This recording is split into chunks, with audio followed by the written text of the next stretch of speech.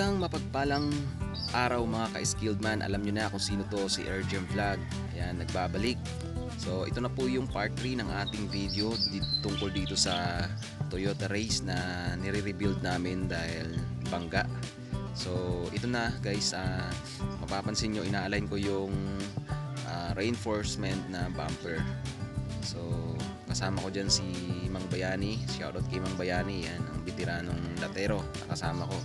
Ayan, malaking bagay yan dito sa industriya ng paglalatero. Talagang magaling na na latero. So right, ayan, pinaplano namin yan kasi medyo nasubrahan ko yung palo nitong reinforcement bumper.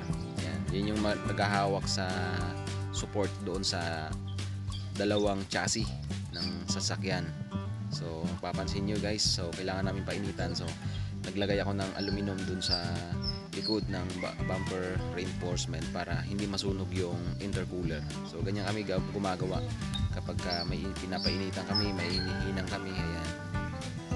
So pinapainitan na ni Mang Bayani, tapos pinapalo ko naman para yung dalawang butas na pagtutornilyuhan is magtugma doon sa chassis. So mapapansin nyo guys, yeah, sa mga nagtatanong kung bakit ko pinapalo at binumuldurahan para manumbalik yung kanyang dating pagkapwesto, so hindi man ganun ka 100% na may balik, pero at least babalik siya doon sa butas niya dati. Kaya namin pinapainitan yan. So malapit na itong matapos mga ka-skilled man, mga ilang araw na lang to. Kaya lang mayroon lang kaming siningit dito. Gawa nung dating L300 na nagpagawa dito is nabangga ulit, nasagi ulit yung kaliwang bahagi, yung driver side. So nilatero ko muna yon para matapos din agad.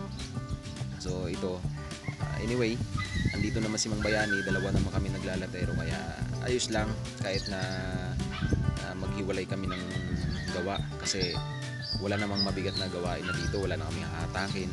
So kayang-kaya niya na yan mag-isa, kahit mag-isa siya kaya na yan. Sa part nito guys, binabalik na ni Mang Bayani yung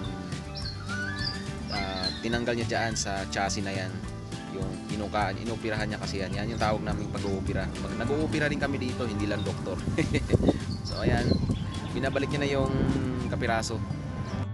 So paabang na lang po ng part 4 ng video na to, dahil sa ngayon hindi ko muna maipakita yung pinaka finished product natin dahil hindi pa natin to nahaharap kasi meron pa kaming siningit na ibang trabaho. So abang-abang na lang po sa part 4.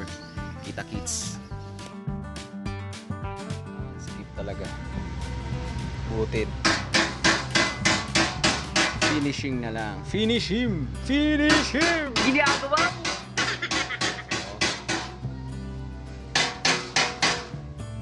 Finish him. So ayun na nga mga ka-skilled man.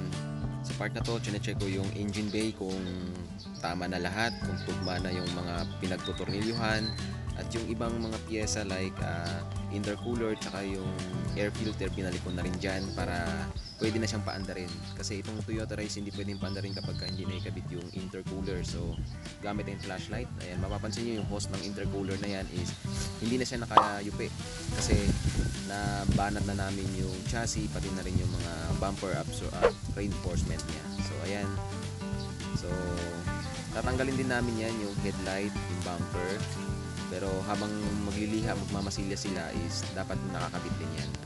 So ayun, sa kalir na to hindi ako pintor, latero lang ang ginagawa ko dito, welding yan. May humahawak na pintor dito. Pero sa labas, pwede natin pag-usapan. Alright? So shoutout nga pala sa mga bagong subscribers natin. Maraming salamat po sa inyo lahat. God bless po. Paki-share ang video. Thank you.